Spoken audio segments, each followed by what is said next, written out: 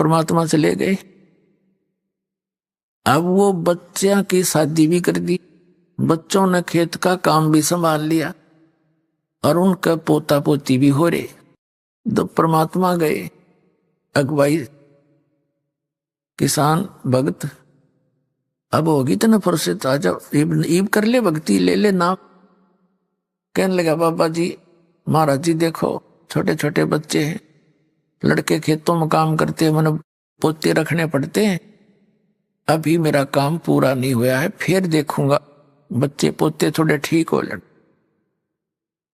परमात्मा ने बहुत कुछ समझाने की चेष्टा की पर कोई ना असर हुआ उसके नालायक। अब क्या हुआ, कुछ दिनों के बाद वो मर गया। ये तो समय आना ही है एक दिन। अब मृत्यु होगी उस भक्त की, लेकिन साधु सेवा का फल निष्फल नहीं जाता। परमात्मा कर्म बनवाते हैं ऐसे। उसके 2-4 बार गए, उसने सेवा की, उसके पुण्य बन गए साधु सेवा भगत की सेवा करने से। तो क्या देखा कि वो किसान मर के मृत्यु को प्राप्त होकर उन्हीं के घर में बैल बनकर खेतों में चल रहा है, अपने ही बच्चों के यहां। अब परमात्मा पहुंचे वहां खेत में जहां उसका लड़का अपने पिता को बैल को जोत रहा था, उन्हीं की गाय से उत्पन्न हुआ था। कहते हैं जहां आशा ताबासा हुई और मन कर्म वचन सुमरियो सोई। परमात्मा ने कहा कि भाई तेरे पिताजी कहाँ हैं? जी वो तो मृत्यु को प्राप्त हो गए महाराज, 4-5 वर्ष हो गए। अच्छा 4-5 वर्ष हो गए, कहा ठीक है। तो बैल वहीं बना हुआ था, उसके कान में जाके परमात्मा ने कहा कि भाई तो तेरे को कितना समझा था भले आदमी, देखी बैल बनकर खड़ा हो गया। अब भी मान ले मेरी बात, तेरी अजूनी छुटवा दूंगा, तेरा अभी शरीर छुटवा देता हूं और तुझे मनुष्य जीवन दिवा दूंगा। अब परमात्मा तो सबकी भाषा समझते हैं। वो बैल कह रहा मन मन में, अक बाबा जी तेरा दिमाग खराब हो रहा है, अब मैं मर गया, यहाँ कोई और बैल आ जाएगा और वो काम ठीक करे नहीं का तो मेरे बच्चा नानी नहीं हो जाएगी। अरे तेरा गजब हो, देख कहां तक का ठेका ले रखा है। परमात्मा बोले भाई ठीक है, मत मान नहीं। कुछ दिनों के बाद वो बैल का जीवन भी पूरा होना ही था, फिर बन गया वो सर्प। सर्प की योनि में क्या होता है, अब कभी उसने थोड़े बहुत पैसे दबा रखे होंगे कि तो जमीन में 200-400 रुपये, और वो मृत्यु को प्राप्त हो गया, बता न पाया को ना। तो सर्प को ये चेतना रहती है, वो उस घर में घूमता रहता है आसपास उस क्षेत्र में जहां वो कभी धन दाब गया था।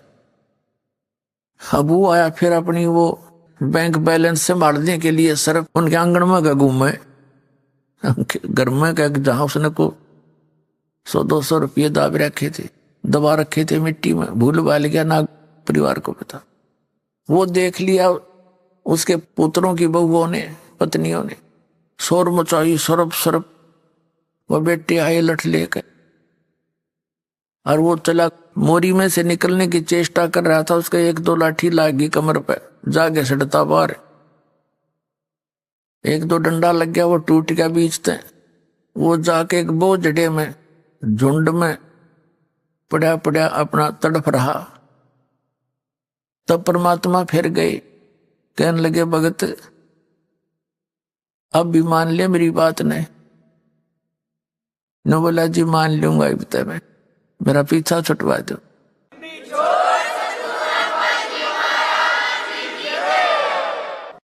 कबीर परमात्मा बोले भाई शरण मत आया पर सांकली तड़वा का आया तू, तेरा अड्डी पसली एक होली जब समझ में आई और पहले आ जाती होती बिना तेरा काम ना बन जाता। तो पुण्यात्मा तो समझदार व्यक्ति हैं, वो तो जल्दी शरण ग्रहण कर लेंगे ना, बाकी के फिर सांकड़ी तड़वा का होंगे, आना पड़ेगा यहीं पर।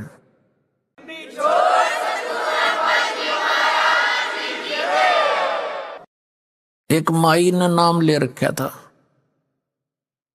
उसका पति था मिलिट्री से रिटायर्ड, पेंशन आवे और 5-4 बोतल शराब की उसने सस्ती मिल जावे उनके कोटे में कैंटीन से।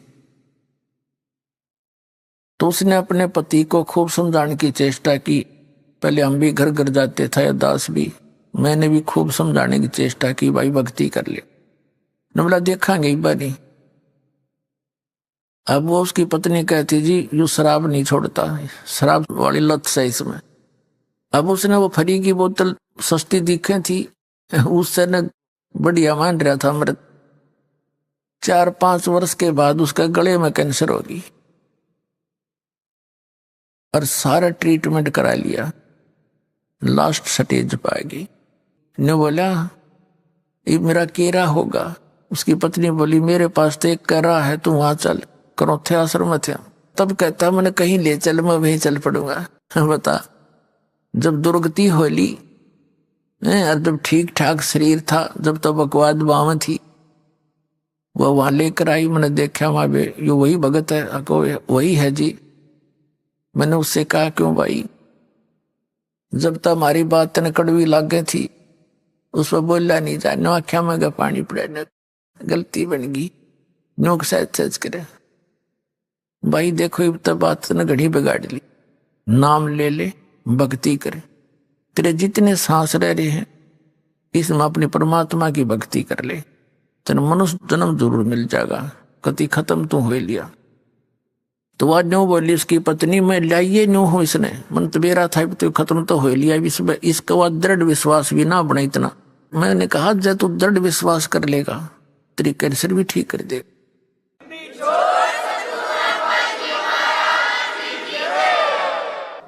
जब तो न्यू नाक रगड़े न्यू के कति जो कहोगे वह कर लूंगा। मेरे दर्द भक्ति करने का मंत्र है, इसको शुरू कर, सुनेगा। उसको 60% राहत होगी 10 दिन में, और ठीक होते फिर लग गया गाली देने। 2 महीने के बाद फिर कति एक बार घरवाली भी असरत में पड़ गए, रिश्तेदार भी नो क्या हो गया और ठीक हो गया, तू तो जमा 60% रिकवरी होगी। फिर लग गया बकवाद करने, नियम रखा नहीं, फिर मृत्यु को प्राप्त हो गया। तो उसको फिर भी मनुष्य जीवन कभी ना कभी दाता फेर देगा। अब शरण में शुरू हो गया। तो इस एक तो बुद्धिमान तो है पहले आ जा, और कर्महीन फिर सांकली तुड़वा का आवेगा, पीछा छूटेगा यही आने से। तो बुद्धिमान व्यक्तियों को चाहिए ज्यादा देर नहीं करे, समझदार है कोई बालक नहीं। तो पुण्यात्माओं, इस प्रकार इस परमात्मा की शरण में आने से आप जी को एक विशेष राहत मिलेगी, और जो संसारिक सुख हैं वो भी मिलेंगे, और जो आपके ऊपर प्रारब्ध के संस्कार कर्म आवेंगे वो भी पाप कर्म वो ठीक होंगे।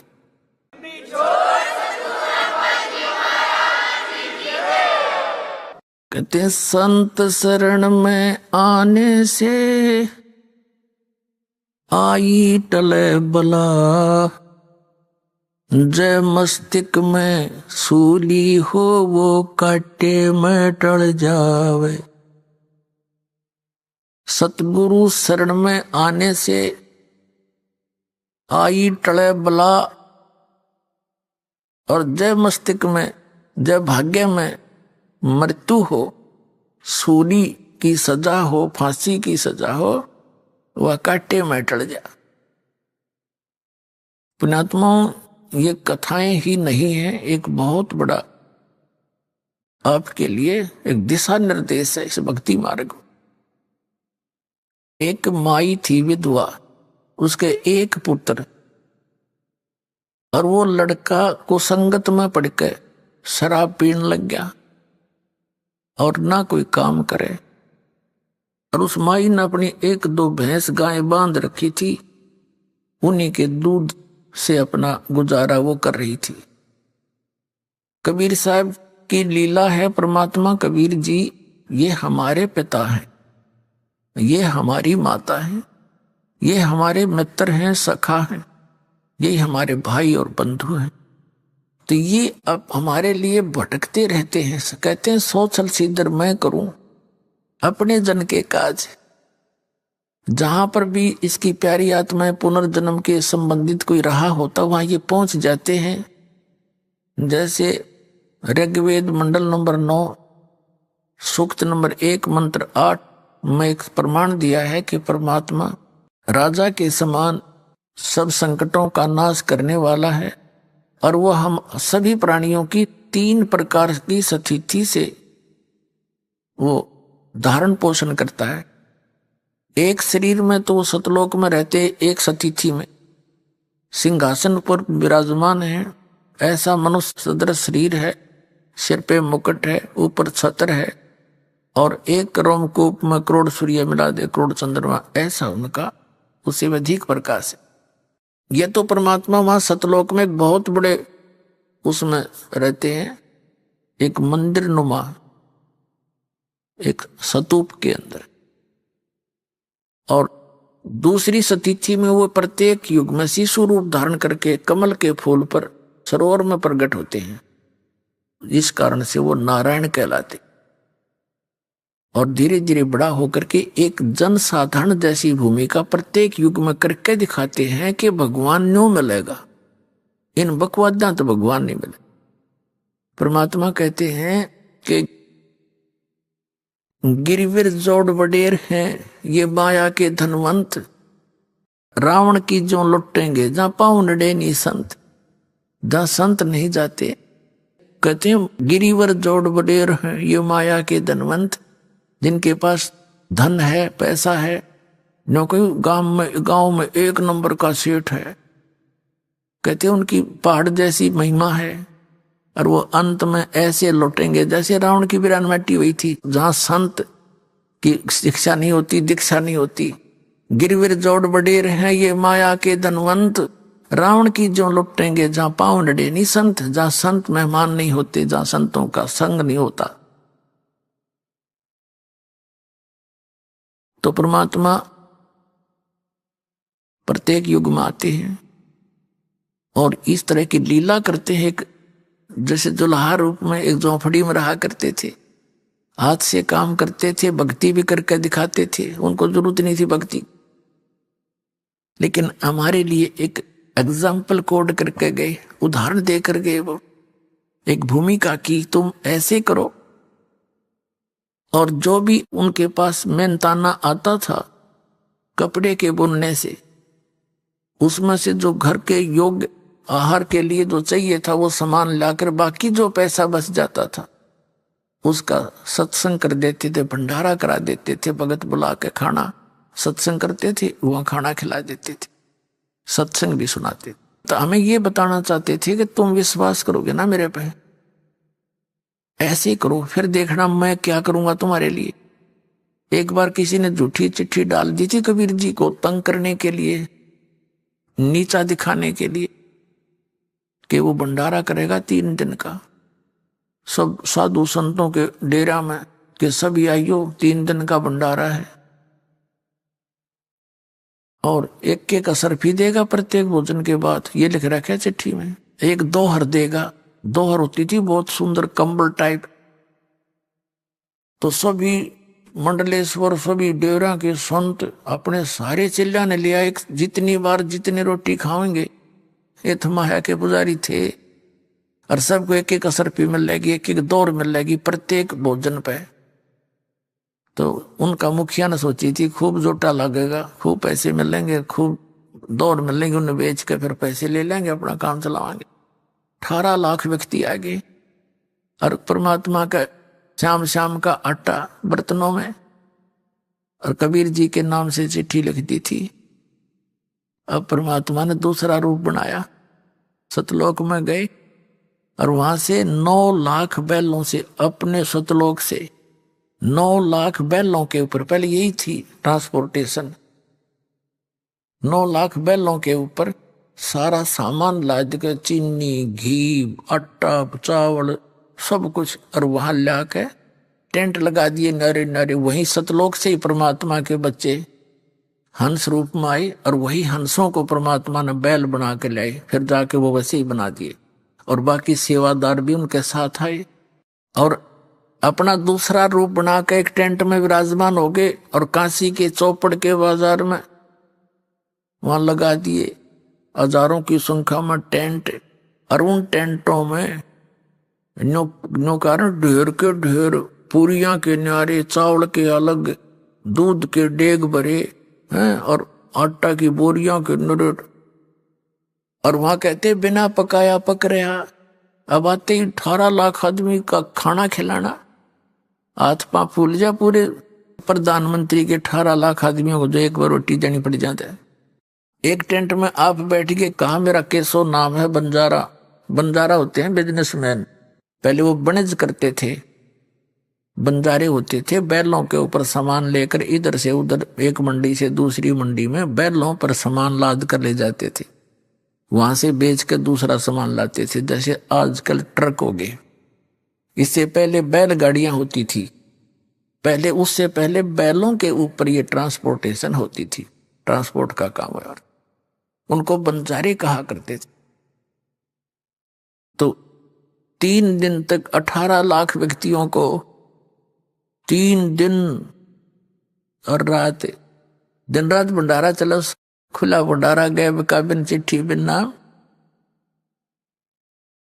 तो 3 दिन तक प्रत्येक खाने के बाद जो खाना खा के उठे वहां पहुंच जा लाइन में, एक असरफी और एक दोहर उसको भगत सेवादार प्रदान कर रहे हैं, मालिक बैठे हैं टेंट में। सब उनका तो बस वो माया पुजारी थे, उन्हें तो माया चाहिए थी। एक एक 3 बार खावा था दिन में रोटी। 18 लाख आदमियों को 3 दिन तक छका दिया कति, और फिर भी बचा रह गया सामान। तो कबीर साहब कहते हैं कल पे कारण कौन है कर सेवा नी काम, मन इच्छा फल देऊंगा जो पड़े मेरे ते काम। अब वो ये बताया है कि जैसे मैं एज ए कबीर भक्त एक रोल कर रहे थे, यदि तुम ऐसे चलोगे और तुम पर कोई फिर ऐसी आपदा आवेगी तो वो आपदा गौड़ सतरते ही दूर हो सके थी, जीव के बस की नहीं थी। तो परमात्मा कहते हैं जब धनी ते काम पड़ेगा, तेरा कोई आपत्ति आवेगी, फिर देखना मेरे हाथ बहुचक्का कर दूंगा सारे संसार को।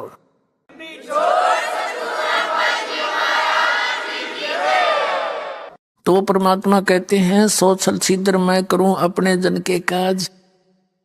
तो ये दूसरी स्थिति। फिर तीसरी स्थिति में परमात्मा कैसा रोल करते हैं, वो कहीं भी एक साधु रूप बनाकर प्रकट हो जाते हैं।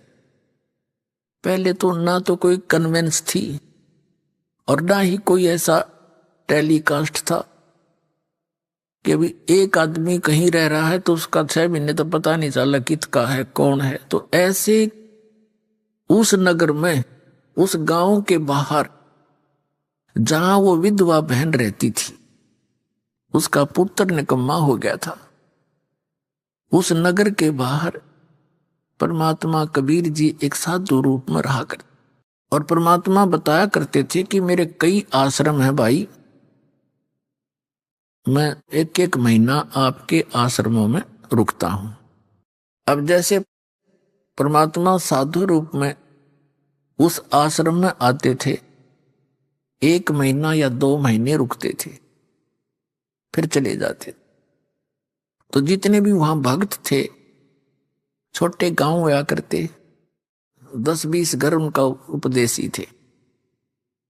तो उन सभी उपदेशी परिवारों ने गुरुदेव की सेवा के दिन बांट रखे थे कि प्रथमा को हम भोजन खिलाएंगे, द्वितीया के दूसरे का, तृतीया को तीसरा, यानी सभी अपना बांट कर उनकी सेवा का फल ले रहे थे।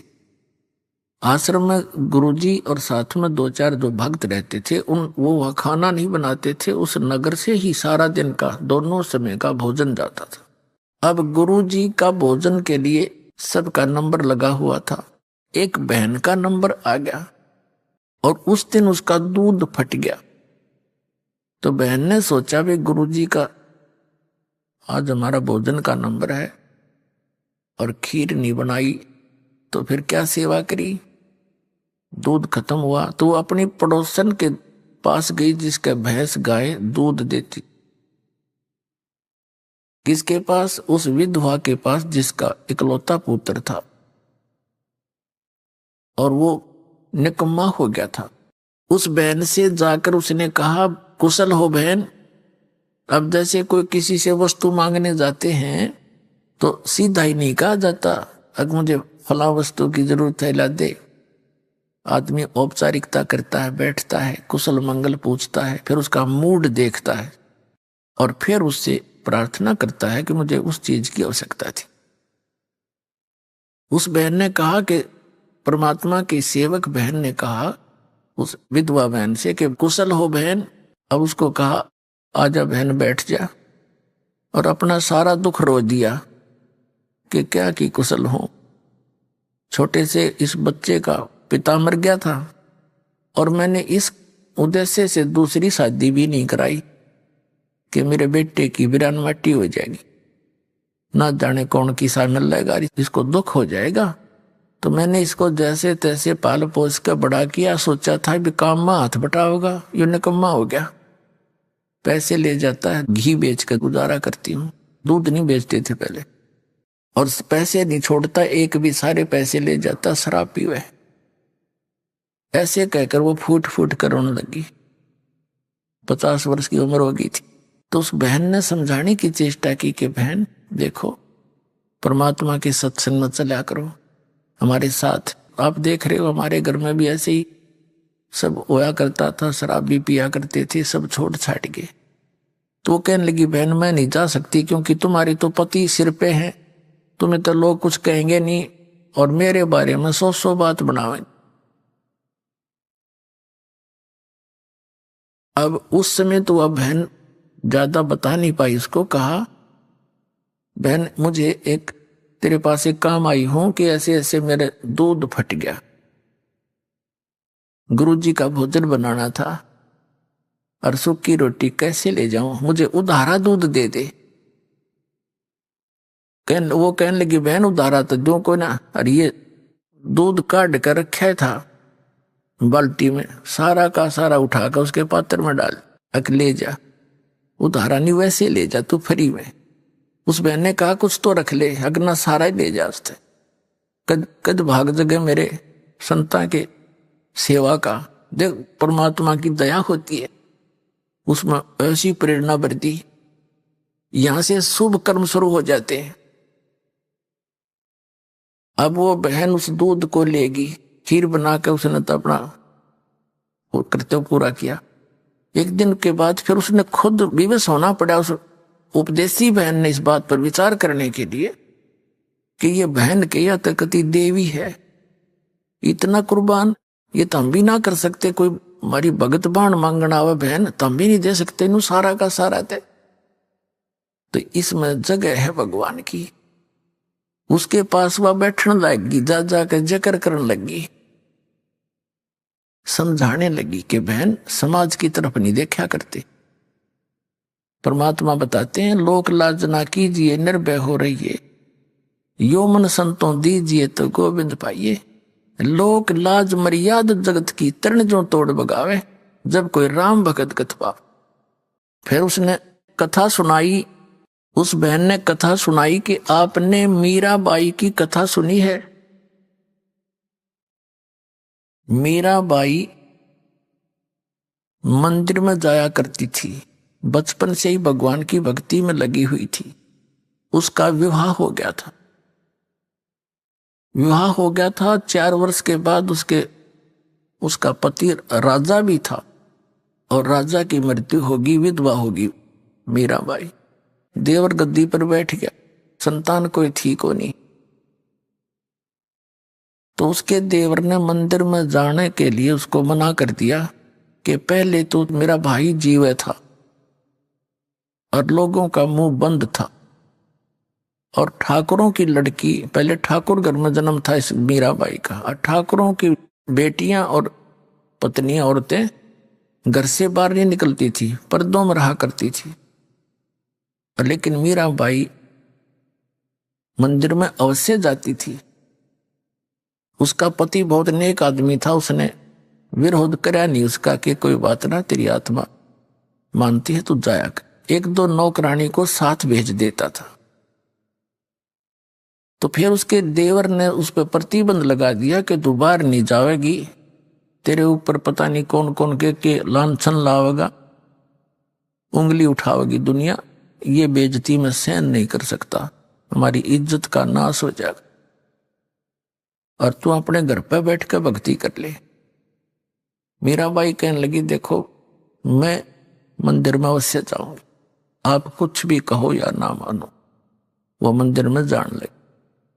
हम ऐसे ही अनजान हैं, इस नकली परंपरा के आधार पर हम अपनी बहन बेटियों के साथ इतना जुल्म ढा देते हैं।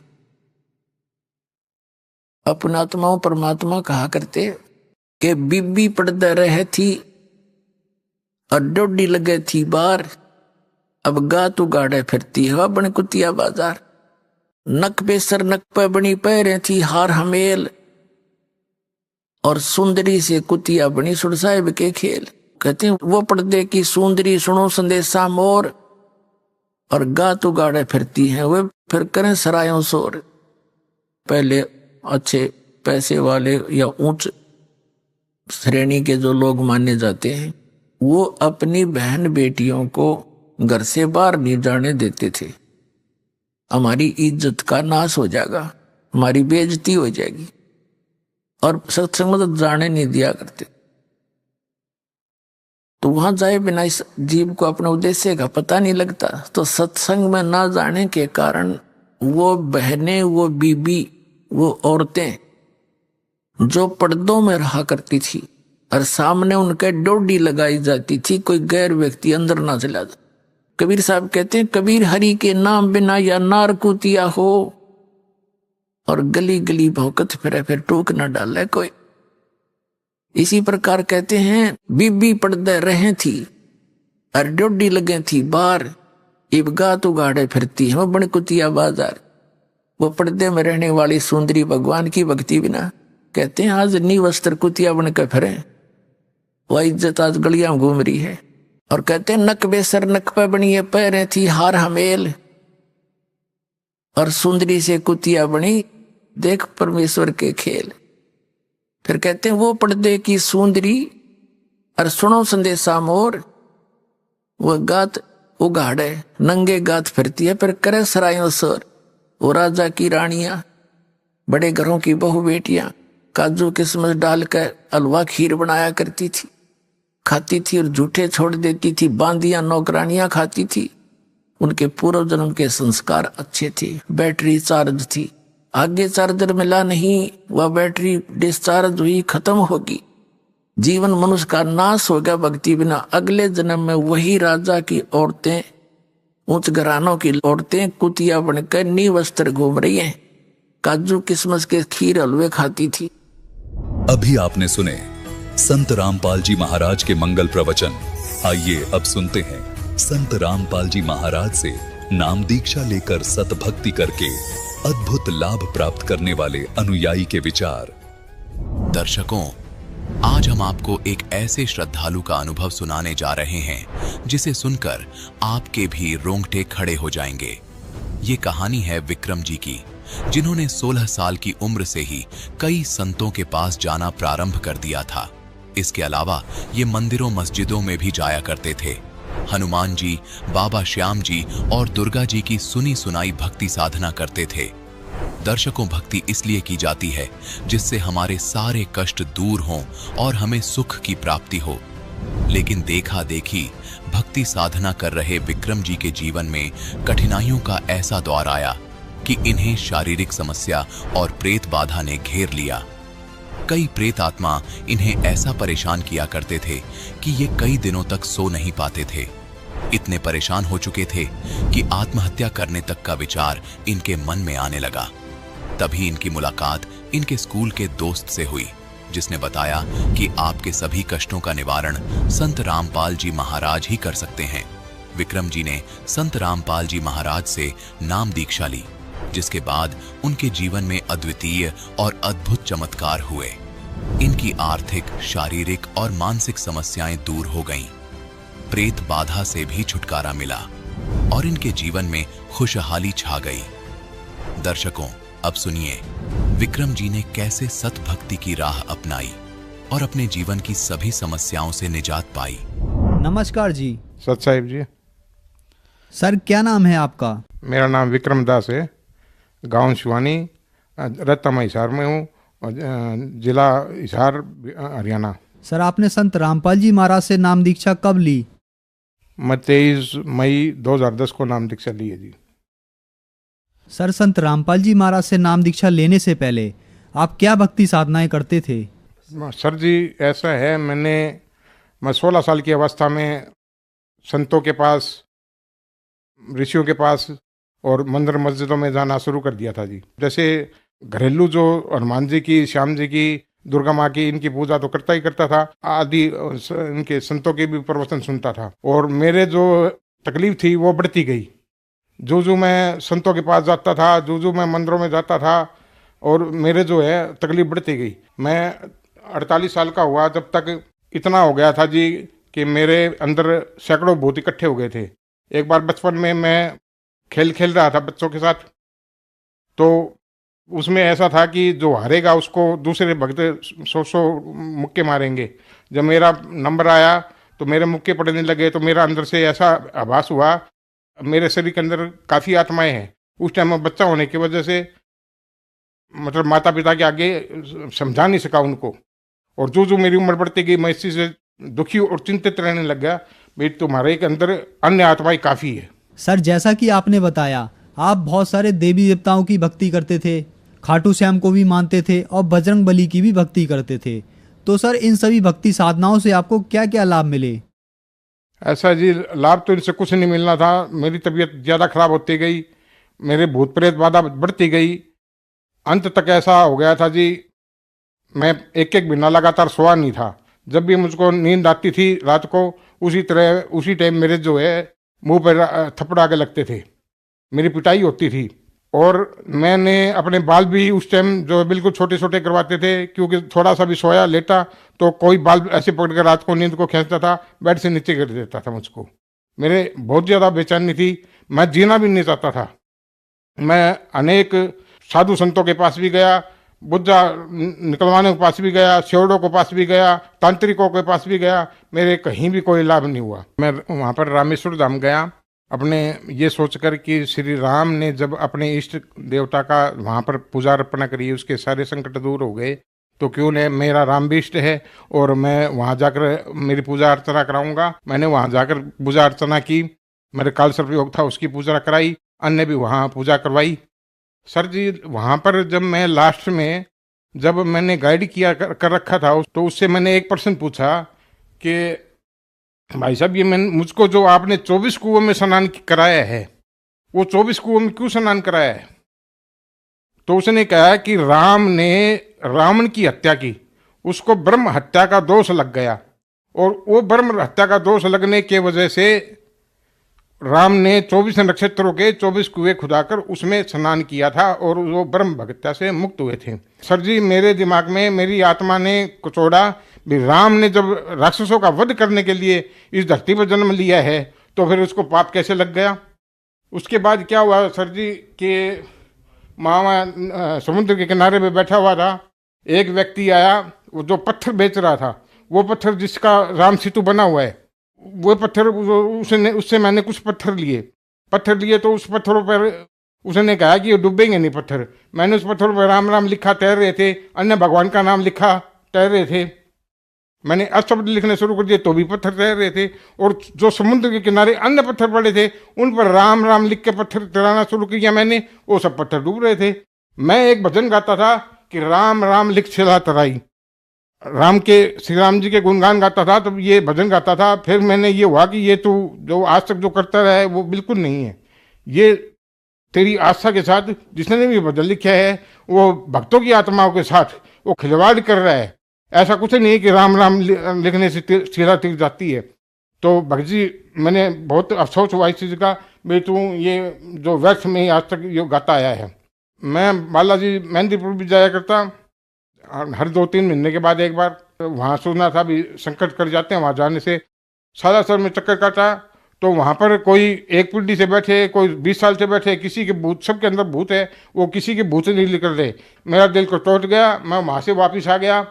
मैं बांदीकुई आ गया। बांदीकुई में मुझे एक संत मिले। संत ने मुझे कहा, भाई भूख लगी है बच्चा, कुछ खाने को मिल जाए तो मैंने कह दिया, भगत जी, महाराज जी, यहाँ से 30 किलोमीटर दूर मेहंदीपुर है, वहाँ हजारों स्वामनी देसी घी की रोजाना मिलती है, वहाँ पर आप जाओ, वहाँ पर आपको देसी घी का खाना मिलेगा मुफ्त में, और परमात्मा का दिया प्रसाद है। तो संत जी ने कहा, ऐसे अन्न को खाने से तो मर जाना अच्छा है। किसने कह दिया? परमात्मा थे। तो मैंने, मेरा भीतर से जो मेरा इष्ट है, जो मेरा परिवार का मानता है जिसकी, उसके बारे में महाराज जी ऐसे बोल रहे हैं भी किसने कह दिया? परमात्मा थे। उन्होंने मुझे कुछ बात बताई, जैसे कि मैं सुंदरकांड का पाठ भी किया करता था, तो उन्होंने बताया कि सुंदरकांड में लिखा हुआ है कि वो प्रातः काल ले नाम लम्हारा, तातिन ने मिले आहारा। जब वो उसने आपने स्वयं ये कहा है कि मेरा नाम प्रातः काल को जपता है, मैं इतना नीच हूं कि उसका आहार भी नहीं मिलता। तो उसने ये कहा कि हम 1 फुट बाई 1 फुट के अंदर यदि अग्नि लगाते हैं तो उसके अंदर इतने सूक्ष्म जीव हो जाते हैं कि लाखों सूक्ष्म जीव मर जाते हैं। और उसने तो लंका के एक नगर को फूंक दिया था, कितने भीषण जीव की हत्या हुई होगी उसमें। मेरा ये सुनकर कालजा हिल गया। मैंने डरते हुए संत जी को जवाब दिया, महाराज जी, वो दुष्टों का नाश करने के लिए आया था। तो महाराज जी ने कहा, तू सुंदरकांड का पाठ करता है? मैं करता हूँ जी। मुझको आश्चर्य हुआ कि महाराज को जी को कैसे पता कि सुंदरकांड का पाठ करता है। सुंदरकांड का पाठ में उसमें लिखा हुआ है कि गर्भवती स्त्रियों के भी गर्भ गिर गए थे, लाखों गर्भवती स्त्रियों के भी गर्भ गिर गए थे। तो महाराज जी ने प्रश्न किया, जब वे संसार में आए नहीं, उसका क्या पता कि वो राक्षस थे या मानव थे या दानव थे। तो ये तो पता नहीं हो सकता। मैं खाटू जी भी जाता था। मेरे से उसने एक सवाल कर दिया महाराज जी ने कि आप खाटू जी जाते हो? मैं महाराज जी के तेरे के तरफ देखने लग गया। तो उन्होंने, हाँ जी खाटू जी जाता हूँ। एक बात आप बताओ कि करकंटा का और बबरीक का लड़का है ये श्याम जी, महान जी, घटोत्कच और करकंटा दोनों जो है राक्षस थे। जब ये आप ये मानते हो कि राक्षस ही पैदा होता है, तो फिर आप श्याम जी को मानने क्यों जा रहे हो? मुझको उस बात से भी बड़ा झटका लगा। मैं घर आया, घर आके मैंने वो सारी चीज देखी और किताबों में वो सारी चीज लिखी हुई थी। सुंदरकांड का पाठ मैं रोजाना करता था, तब तक मुझे नहीं मालूम था। उसके अंदर पढ़ा तो मेरा हनुमान जी के प्रति से उसकी श्रद्धा जो थी वो मेरे दिल में खत्म हो गई। सर जी, मेरी ऐसी अवस्था थी कि रात को यदि मैं जागा जाती तो पहले जो मैंने गुरु बना रखा था संत समझाईनाथ जी को, उनके दिए हुए मंत्र का मैं जाप करता हुआ मिलता था। ऐसी स्थिति थी जी मेरी। फिर भी मुझको उससे कोई लाभ नहीं होता था, कोई भी लाभ आज तक नहीं हुआ। मैंने उसका 32 साल लगातार नाम जाप किया है। तो वो जब महाराज ने ये कहा कि आपका ये जो संकट है ये आपका गुरु से ठीक होगा, मैं, महाराज जी आपने जब इतना बता दिया ये तेरा संकट तेरे गुरु से ठीक होगा, तो आप मुझे गुरु दक्षिणा दो और मेरा संकट हरो। तो उन्होंने, मैं इसके काबिल नहीं हूँ, मैं इसके काबिल नहीं हूँ, ना मैं तेरा संकट हर सकता हूँ, तो उसके पूर्ण गुरु की तलाश करनी पड़ेगी। इस क्रम में फिर मैं संतों के पास जाने लग गया। मैं शिरडी भी गया। भाई वर्तमान में मुझे कोई ऐसा संत कोई दिखाई नहीं दिया मेरा संकट को हर ले। तो मैं एकदम निराश हो चुका था। मुझको ये लगने लग गया कि तेरा आत्म हत्या सिवाय कोई चारा नहीं है। मैंने उसका भी प्रबंध कर दिया था। मैंने सल्फास की गोली, एल्ड्रिन की बोतल, दोनों पॉइजन मैंने लाकर रख लिए थे घर पर। मगर एक बात से डर था मुझे कि यदि तू आत्महत्या कर ली तू सीधा प्रेत बनेगा। मैं प्रेत नहीं बनना चाहता था किसी भी कीमत पे। आत्महत्या, मेरी मानव योनि में रहने की मेरी कोई इच्छा नहीं थी, क्योंकि जितने भी संतों के पास जाता था ऊपर को हाथ करते थे। मैंने ये जान लिया था कि परमात्मा का निवास ऊपर है, तो ऊपर की तरफ जब हाथ करते थे मैं भी ऊपर की तरफ हाथ करता था। हे परमात्मा, मेरी ये मानव योनि जितनी शेष है परमात्मा ये समेट लो, इसके भले में भले मुझे सुअर बना दो, मगर ये मुझको मानव जीवन और नहीं दिया जाता। मेरे लिए मानव जीवन कैद बन चुका था, मगर मेरी आत्महत्या करने की हिम्मत नहीं पड़ रही थी, क्योंकि मैं भूत नहीं बनना चाहता था। सर फिर आप संत रामपाल जी महाराज की शरण में कैसे आए? सर जी, मैं कई दिन से सोया नहीं था, मुझे आराम की जरूरत थी। घरवाले ने कहा आप रात को नहीं सो सकते, आप थोड़ा सा टहल आओ, फिर आके नहा धो के सो जाना। और मैं इस क्रम में बाहर घूमने के लिए गया तो मेरा एक क्लास फेलो दोस्त मुझको मिल गया। उसने बताया कि तेरा संकट का हरण जो है ना, संत रामपाल ही कर सकते, इस धरती पर कोई अन्य संत नहीं है। तो मैंने उससे एड्रेस लिया, पता किया, तो उसने दूसरे भगत का नाम लिया। भी उसकी हालात देखो, उसने संत रामपाल का नाम लिया हुआ है, उसकी कैसी स्थिति थी, आज कैसी स्थिति है। मैं नहा धो के मैंने आराम करने की बजाय सीधा मैं उस भक्त के पास गया, मुझसे पूछा, उसने बोला ठीक है भैया आप नाम लो, और हमारी ये स्थिति थी, अब ठीक है। सर जी, हम आश्रम जाने के बाद हम कई देर बैठे रहे, विचार विमर्श करते रहे। न तो मुझे संत रामपाल जी महाराज का कोई ज्ञान पता था, न ही संत रामपाल जी महाराज के बारे में पता था, ना ही मैंने कभी फोटो में, टीवी में या किसी अन्य स्थान पर संत रामपाल जी महाराज का चित्र देखा था।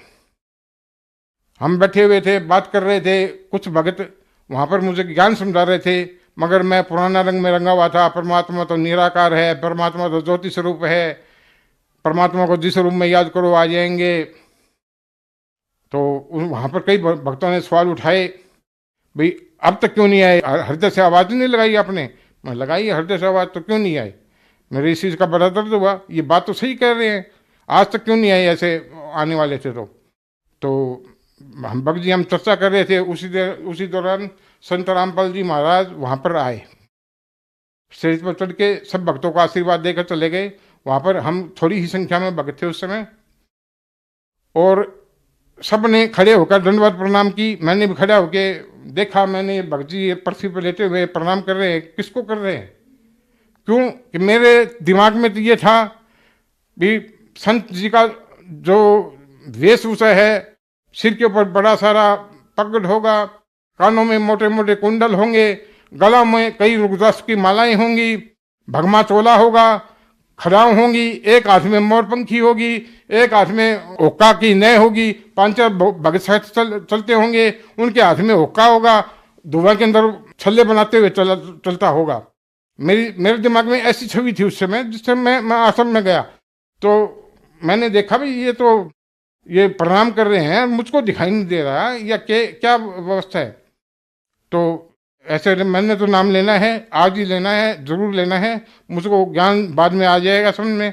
और मैंने नाम फार्म भर दिया। नाम भरने के बाद जब मुझे नाम देने के लिए जब टीवी के आगे बिठाया गया, भगत जी, जब मैंने गुरु जी का चेहरा देखा तब मुझे पता लगा ये महाराज जी, संत रामपाल जी महाराज जी तो जो पंडाल के अंदर आए हुए थे, आशीर्वाद सबको देके गए थे, वे ये थे, गुरु जी ये हैं, ये आडंबरों से दूर है। क्योंकि आज तक मुझको जो जितने भी साधु संत मिले हैं, जितने भी तांत्रिक मिले, सब मुझको ठगने वाले मिले थे और सब आडंबर करते थे। मैंने वहाँ नाम दीक्षा ली।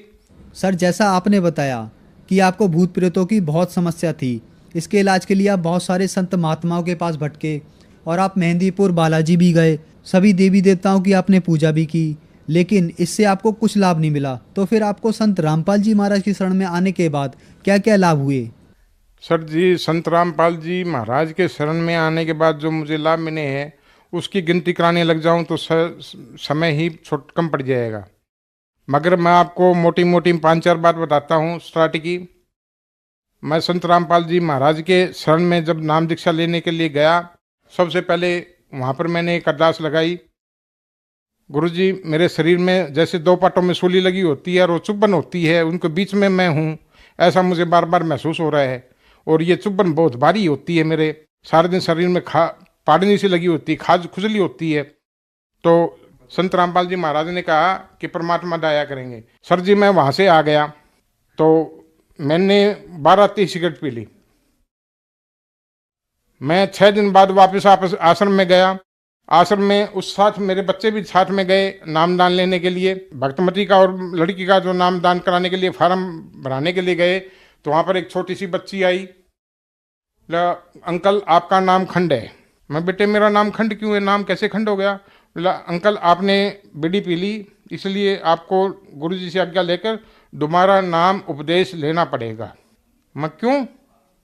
तो नुबली ऐसे उसने जो बात बताई मुझको, ऐसे ऐसे सुषमना होती है, इंगला पिंगला सुषमना होती है, सुषमना बंद हो जाती है, ऐसे हमारे शरीर के अंदर ये 8 कमल बने हुए हैं, इसके अंदर से ही हमें गुजर के जाना है। उसने जो 10 साल की लड़की थी उसने जो मुझको ज्ञान बताया, वो उसका ज्ञान सुनकर मैं दंग रहेगा। भाई इस संत के आश्रम में एक 8-10 साल की बच्ची और तुझको ये बता रही है तो संत कितना महान होगा। एक तो मैं 3 डब्बी रोजाना सिगरेट पीता था, उसके अतिरिक्त बीड़ी भी बहुत पीता था। मैंने गुरुजी से अरदास लगाई, गुरुजी ये छूट नहीं रही है।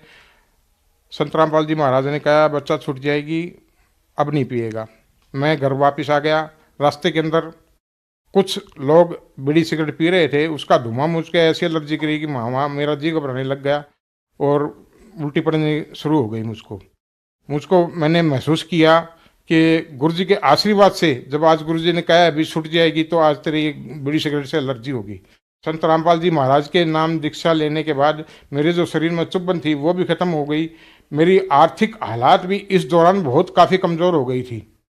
गुरुजी से अरदास लगाई। उस टाइम में MCX का सट्टा बाजार का काम किया करता था। संत रामपाल जी महाराज ने मना कर दिया कि आपको ये काम नहीं करना, ये सट्टा का काम है, आप काम बंद कर दो। मैंने गुरुजी से अरदास लगा के 4 महीने का समय मांगा। 4 महीने बाद में हम जो है काम बंद करना था। मैं और मेरे लड़का ने ये सोचा था कि हम दोनों ही शहर जाके नौकरी करेंगे। संत रामपाल जी महाराज ने हम पर ऐसी दया करी, हमने सट्टा का काम छोड़ दिया और गुरुजी संत रामपाल जी महाराज से फिर हमने अरदास लगाई भी हमें अब दूसरा काम के लिए जो है रोजी रोटी का सवाल है। संत रामपाल जी महाराज ने कहा कि बैग का काम कर लो। हमने बैग का काम किया। सर जी आज जो है मेरे पास 50 कर्मचारी है, हम बैग बनाते हैं। जो हम खुद नौकरी के लिए बात कर रहे थे, आज 50 व्यक्ति जो है मेरे यहाँ नौकरी करते हैं। परमात्मा ने ऐसी सुंदरता दी है। मेरे शरीर में जितने भूत प्रेत थे और मेरे घर में जितने भूत प्रेत थे, यहाँ तक कि मुझको कुछ दिखाई भी देते थे, वो सब बाधाएं जो है आज के दिन बिल्कुल नहीं है। जो मैं दर की 32 साल ठोकरे खाता रहा, संत रामपाल जी के बताए हुए मार्ग पर चलने के बाद मैंने 1 साल के अंदर अंदर ये सब इन चीज़ों से मुक्ति पा ली। सर जो दर्शक आपको देख रहे हैं उनको आप क्या संदेश देना चाहते हैं? सर जी मैं सभी समाज को ये संदेश देना चाहता हूँ कि आज संत रामपाल जी महाराज का सत्संग बहुत से चैनलों पर चल रहा है, उनको सुनो और उसके ज्ञान को समझो और फिर शरण में आओ। ये परमपिता परमात्मा स्वयं जो है आपका सरल रूप धारण करके इस पृथ्वी पर आए हैं, हम जीवों के उद्धार के लिए आए हैं। संत रामपाल जी महाराज से नाम दीक्षा लो और अपना कल्याण कराओ। सत साहिब। धन्यवाद सर। सत साहिब।